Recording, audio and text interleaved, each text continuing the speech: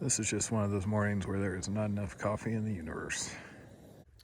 So I tried really hard to avoid doing things like that last night where I was hiking until 10:30. I would have set up probably about, 3 miles before I did. Problem was I just couldn't find anything flat that felt safe considering all the electrical activity in the area. My biggest challenge out here in these trails has just been trying to find like a sustainable pace and maintaining it, because it either seems like something's going wrong and I'm not making enough miles, or circumstances like this happen and I feel like I have to push it, and then that's when you start to get weird chafing or foot issues just in those last couple of miles. So if you're wondering about my feet, since I switched back to the lighter Olympuses again, they have been holding up pretty well. It's more of kind of a general redness, beat up feet, which you're gonna see anyway. That's usually where my big problem's been, right on that spot there. Taters and I do have some contingencies set up. Basically, the current theory is if I get any more issues, it's pretty much going to be inherent to the Olympus shoes. However, it could be that as the bottoms wear down, I get more trouble. So maybe we just have to use them for 350 miles instead of 450, 500. The other option is going to be probably switch to the SOBO Ultra Venture 2 Pros and hope those don't have, other complications. And out and moving at 8:15. I had about 8 northbounders pass me while I was drinking coffee this morning. Most people out here seem to get going a little earlier than me, but I've generally hiked later than them. I just like to do all my video editing in the morning because usually at the end of the day I've just had it, and the last thing I want to do is go over the last 10-12 hours and relive everything. Last night was also the perfect example of why I like having the semi-freestanding tent and why I didn't just keep the Haven. I mean, it would be nice not to have the hiking poles sticking out of the side of my pack, but it's so nice to be able to pop up that tent in about 30 seconds and then move it around to position it correctly, versus with the hiking pole tent, you have to stake it out and you can generally judge where it's going to go. But as far as those little adjustments, dealing with the fact that you're on grass, you need to be, between individual clumps and things, that didn't work near as well. I still had to make dinner once I stopped last night, so I ended up not getting to sleep until 11 or later. I actually set my alarm for a little later and then ended up resetting it a couple of times just because I was not ready to face being conscious yet. After last night, I'm only about 6 miles away from where the Mack's Inn shortcut leaves the Redline, so I'm anticipating I'm not going to be seeing many northbounders going around that section, but we'll see. I did find at least Zach Galafrancas back there, who was also going to do the Redline. It's supposed to just be beautiful. There's an area called Hell Roaring Creek, and I should be somewhere around the base of Targhee Pass tonight, hopefully.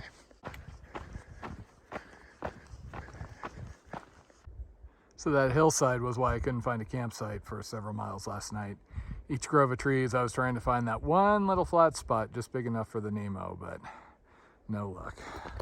As far as tent sites, I actually prefer ones that are tilted a little bit up instead of just flat, because if you're flat, water doesn't run off of the spot. And God help you if you're in a small depression or something like that and you get a significant amount of rain. So as long as my head is uphill, I'm all good. It's just if you get too tilted, then you tend to start to slide down a little bit. I do have an advantage since I'm on this foam pad instead of an air mattress. My air mattress will tend to slide a little more, and it just sucks when you wake up like crouched down at the bottom of the tent. But yeah, selecting flat tent sites is right up there with duct tape on the trekking poles or water bottles as far as things I see represented as great tips for newbie hikers that I strongly disagree with. If you're curious about the duct tape, the thing there is, yes, I do it to mark my gear. However, if you have a really thick roll on there, having had to do all sorts of first aid to people and make use of that, when you peel it off, especially when it's been there a while and it's been in the heat, the cold, the wet, etc., the tape comes off kind of deformed and doesn't stick near as well.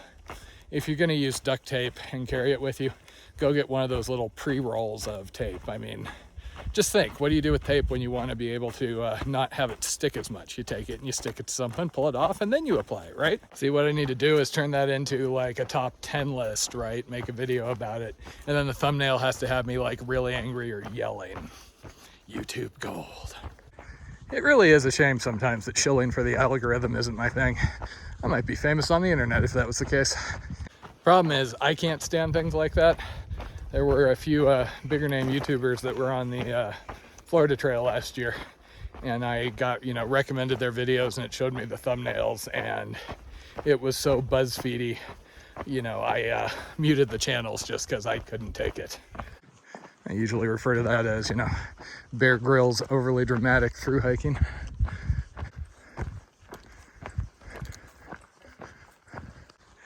I was able to text a bit with Taters yesterday morning on one of the hills, and it looks like she was able to get me a Yosemite permit. So once I get to West Yellowstone, there is a single night where I need to hopefully get a walk-in for a particular site. But beyond that, I've got a plan. Should be able to get through there in a couple of days, doing 24-mile days, which was my strong preference. Yes, Yellowstone is beautiful, but I don't like being restricted to having to make a particular campsite. That just removes too much flexibility if things go wrong. Or, statistically, things should go right at some point, and you end up further than you intended, but nah, not with me. So, similar to Glacier, I am looking forward to getting south of Yellowstone, at which point everything is wide open, and there will not be any more of these "you have to camp here" sections.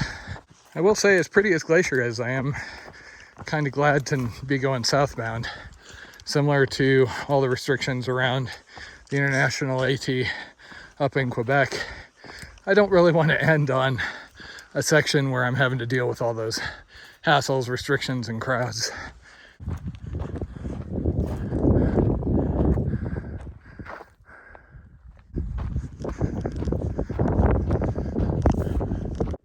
Well, that's going to be a mess to get around.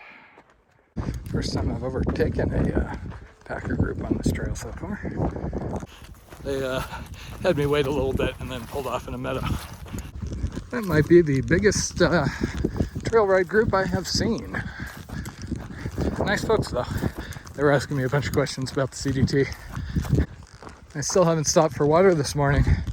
I was going to go to this next water source, but now I don't want to get behind those guys again, since they were so nice to move everybody over. Okay, and to the right is basically the shortcut to Mack's Inn, the road walk to basically bypass West Yellowstone, and then this is the actual CDT. From what I've heard, this is basically similar to other alts where it's a road walk, there's not much to recommend it, but it saves you a day or two, versus really pretty trail on the Redline, but you gotta be willing to do quote-unquote extra work.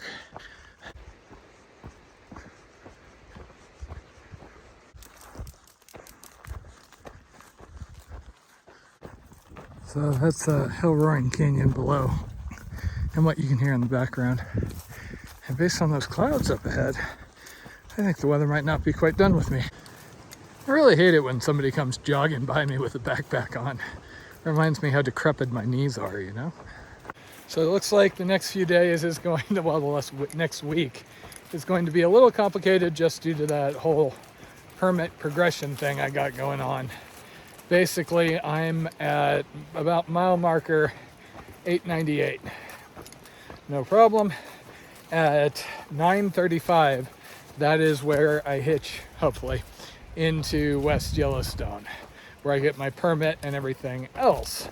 Trick is, I've got to make it out of there early enough to be able to make a 15-mile day that night in order to be able to make a 24-mile day the next night, assuming I get the right permit, etc., etc. So by itself, getting to just 9:35 tomorrow night would just mean 2 very reasonable days. It's the trying to get there early enough to, be able to get into town.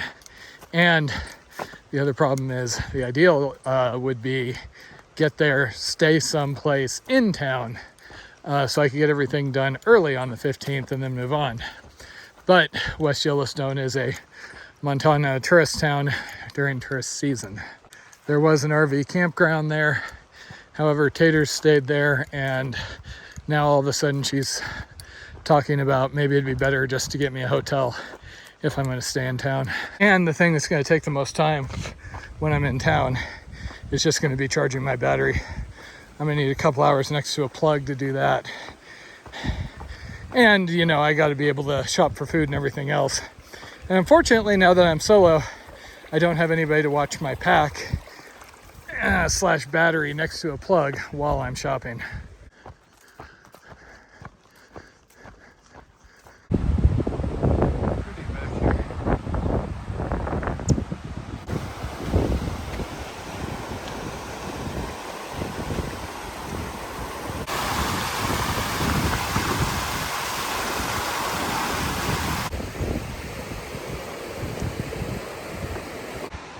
Well, that was too short. That was a really cool canyon. Taters would have loved that. I can hear the thunder from here.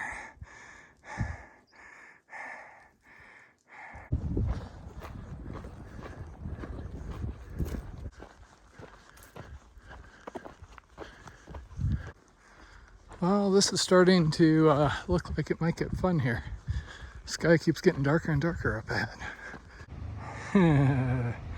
Here's hoping I'm in tree cover, huh? I have been having a hell of a time with people's supposedly friendly dogs rushing at me and snapping at me. It happened twice within about an hour today. The other X factor here.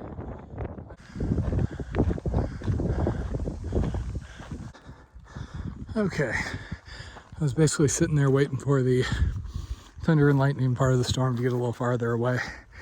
It is starting to rain on me back here. That's no biggie. And realistically, with all this, my best chance is probably going to be going to West Yellowstone first thing in the morning on the 15th. Do a hit it and quit it just as soon as I've got food and everything is charged up. And yes, that's hail slash grapple. Good times.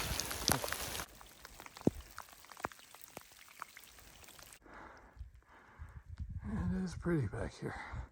Kind of wish the trail went up that cirque there instead of coming around the corner.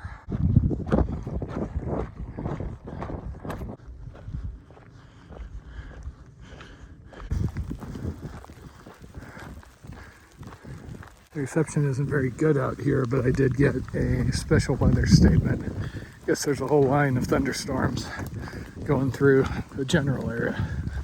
There's a shock, huh?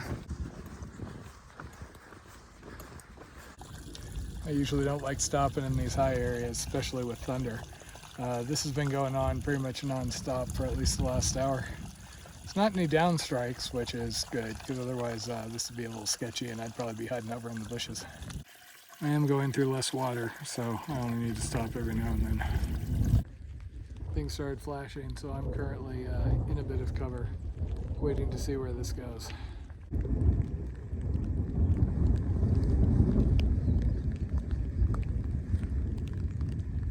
Welcome to the world of the less than ideal hornet pitch.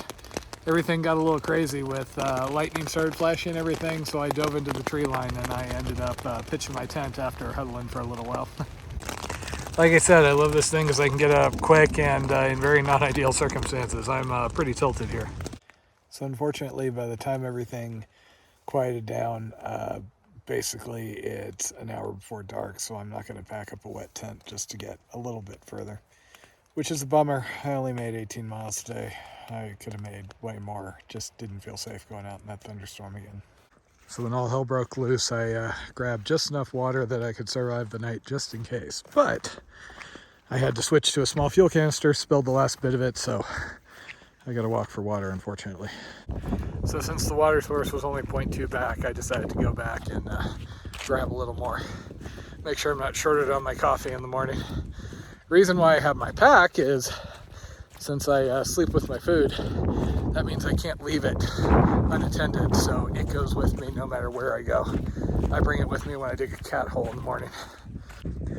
So I couldn't really use my phone much because of the rain, but basically the lightning got right on top of me, so I decided to get into some tree cover. I tried to wait it out for a little while, just huddled here in my rain gear, but things kept getting worse and worse, so I decided to put up the tent. Very much a less than ideal spot, but it'll work. Home sweet home for the night.